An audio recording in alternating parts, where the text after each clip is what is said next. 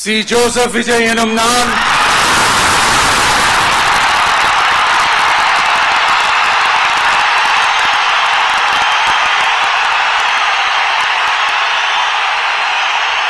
சட்டப்படி அமைக்கப்பெற்ற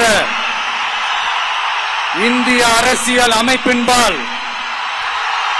உண்மையான நம்பிக்கையும் மாறா பற்றும் கொண்டிருப்பேன் என்றும் இந்திய நாட்டின் ஒப்பில்லாத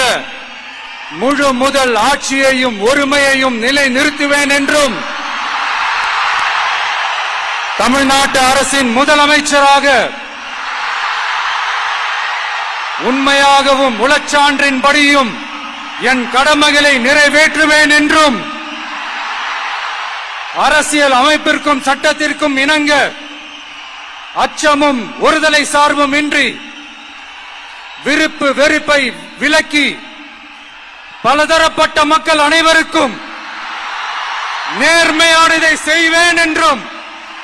ஆண்டவன் மீது ஆணையிட்டு உறுதிமொழிகிறேன்.